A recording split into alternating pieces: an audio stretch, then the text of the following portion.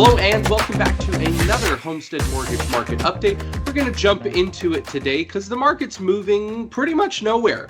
This is our mortgage-backed security chart. Green and up is good, red and down is bad. As you can see, we've had a little bit of undulation, but really the general trend, these moving averages are kind of staying put. All these fancy colored lines, 20, 30, 50, 100, 200-day moving averages, they're all really just getting into a flat line pattern, which just means that the market thinks we're going no particular direction at the moment. Tariffs are pretty much stagnant. We are seeing some trade deals being made. We'll talk about a really big one in just a moment. But what does that mean for interest rates? Well, you can see the exact same thing has happened over the last few months.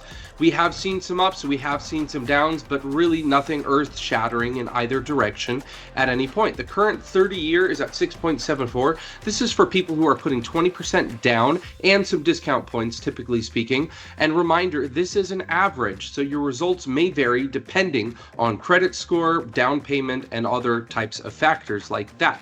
But what's actually happening in the market today, and why aren't we seeing much motion? What will it take to move further?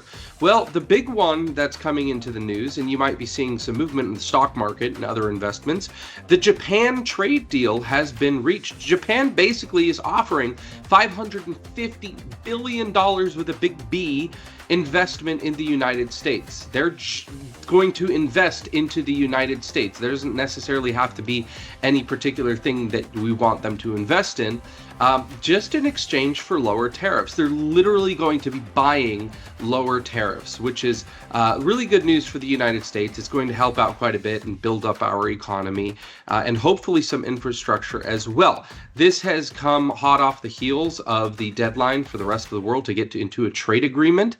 So hopefully this spurs a little bit more. However, we also have the jobs and economy.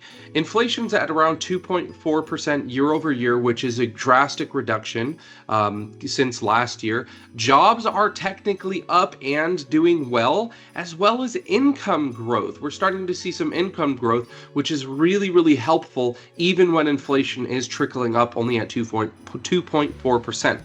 But the big news is, well, let me just have you watch it. Are there things the chairman can say to you today that would make you back off some of the earlier criticism? Well, I'd love him to lower interest rates, but other than that, what can I tell you? Yeah, and yet another pressure attempt to lower interest rates, this time in person. Hopefully this spurs Jerome Powell a little bit further to make decisions.